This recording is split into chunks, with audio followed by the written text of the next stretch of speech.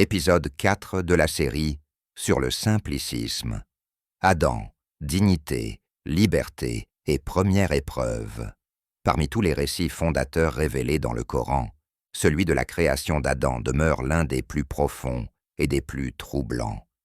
Dieu crée un être d'argile, lui insuffle de son esprit et ordonne aux anges de se prosterner devant lui. Dès l'origine, l'homme naît dans un climat d'interrogation, de surprise et même d'hostilité spirituelle. Les anges s'étonnent, Iblis refuse, et le destin humain commence, à la frontière de la lumière et de la poussière. Pourquoi Dieu a-t-il voulu créer un être à la fois intelligent et instable, capable du meilleur comme du pire? Pourquoi confier la liberté à une créature aussi vulnérable? Le récit d'Adam révèle une vérité centrale. L'être humain est un être composite. Il est argile, donc fragile. Mais il est aussi souffle, donc appelé à s'élever. Il porte en lui les germes de la désobéissance et la possibilité de l'adoration. C'est dans cette tension intérieure que se joue tout son destin. Le simplicisme propose de relire cette histoire comme l'acte inaugural d'un grand pari divin, la liberté humaine, orientée vers Dieu. L'homme n'est pas créé pour être parfait, il est créé pour choisir, et ce choix devient l'essence de l'épreuve. La création d'Adam n'est pas un récit mythologique, c'est un acte fondateur chargé de sens, théologique, anthropologique et spirituel. Le Coran insiste sur deux dimensions essentielles, la matière, qui ancre l'homme dans la terre, et le souffle, qui l'oriente vers le ciel. Adam était créé qu'à partir de l'argile, matière humble, commune, fragile. Cela enseigne l'humilité. L'homme ne peut pas s'enorgueillir de son origine, car sa matière est basse, mais sa finalité est haute. Et Dieu ne s'arrête pas à la forme. Il insuffle à l'argile quelque chose de plus noble, un souffle qui fonde la dignité humaine. Le verset est central. Puis, quand je l'aurai harmonieusement formé et lui aurai insufflé de mon esprit, jetez-vous alors prosterné devant lui. La prosternation des anges n'est pas un hommage à la matière.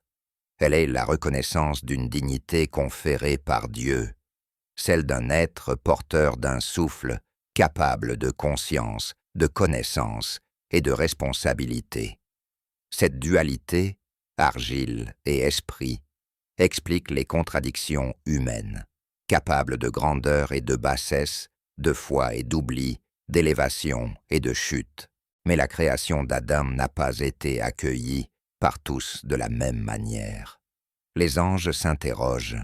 Leur question est respectueuse, mais profonde. Comment une créature, capable de désordre, peut-elle être placée sur la terre? Dieu répond avec majesté. Je sais ce que vous ne savez pas.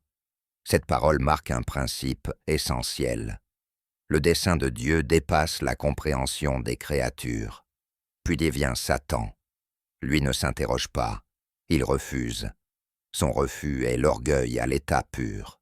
Il se compare, il se juge supérieur, et il rejette la valeur que Dieu confère à Adam. Je suis meilleur que lui. Tu m'as créé de feu, alors que tu l'as créé d'argile. Par cette parole, Satan inaugure une révolte consciente.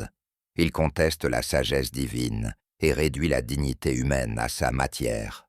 Ainsi, dès l'origine, l'homme est placé entre deux influences, l'adoration ou l'orgueil, l'obéissance ou la contestation, et au centre de cette tension se trouve la liberté.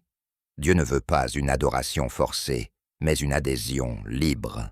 Créer un être libre, c'est accepter la possibilité de la chute pour rendre possible un retour sincère. Puis vient la mission terrestre.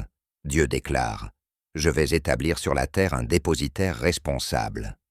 L'homme reçoit une responsabilité, administrer, protéger, agir selon la justice divine. Pour cela, Dieu lui donne la connaissance. Il lui enseigne les noms. L'homme devient un être qui comprend, qui interprète et qui choisit. Puis survient l'épreuve, une limite unique, un interdit simple. Le simplicisme en tire une leçon claire. La liberté sans limite est une illusion. Toute responsabilité suppose un cadre. La tentation joue sur un désir profond, l'éternité. Adam vacille. La chute commence dans le cœur avant de s'inscrire dans l'histoire. Mais cette chute n'est pas une fin.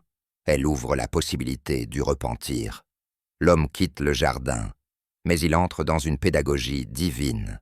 L'épreuve devient une scène de vérité. La liberté, orientée vers Dieu, devient lumière. Détournée de Dieu, elle devient chaos. Ainsi, l'histoire d'Adam est celle de toute l'humanité. Une histoire de chute, mais aussi de retour possible. Et la vraie liberté, selon le simplicisme, n'est pas de s'éloigner de Dieu, mais de lui dire oui, librement, consciemment et par amour.